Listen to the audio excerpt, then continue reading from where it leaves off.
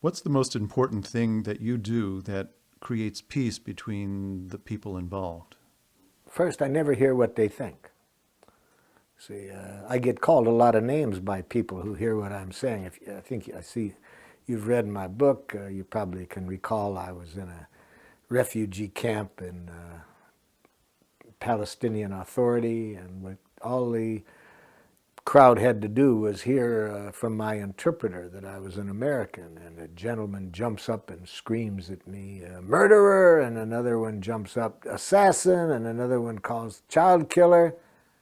Within an hour, the guy that called me a murderer invites me to a Ramadan dinner at his house. I didn't hear what he thought of me. I connected to what he was feeling, what he was needing. As I walked into that refugee camp, there were hundreds of tear gas grenades all over the lawn, shot in the night before when they had a riot there. And on the side of each of the grenades was written, "Made in USA." So when this guy calls me murderer, hearing that I'm an American, I tried to hear, what is the guy feeling? And I said, "Sir, are you furious?" And then I tried to hear his needs.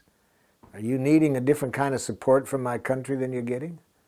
And he looks at me in a kind of a stunned way. Apparently that's not the way people respond to him usually when he screams at them. He said, "You're damn right. We don't have sewage. We don't have housing. Why are you sending these weapons?" So I said, "Well, then that makes it clear why you'd be so aggravated. If you don't have these basics and you get these weapons sent over here, I can see that your needs are for some other kind of support." He said, "Do you know what it's like to live under these conditions for all these years?" I said, "So you'd like me to understand just how desperate it can be even for one day, let alone for many years."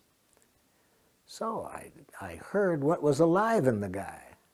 Not what he thought I was, a murderer. I didn't say, "I ain't killed anybody."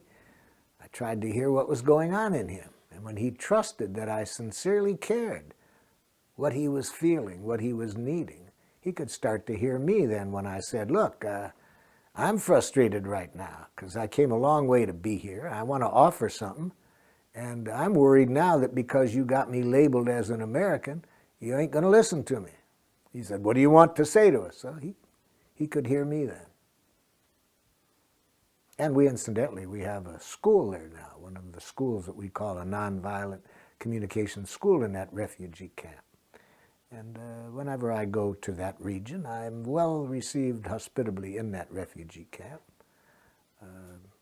But I had to see the human being behind the names that he was calling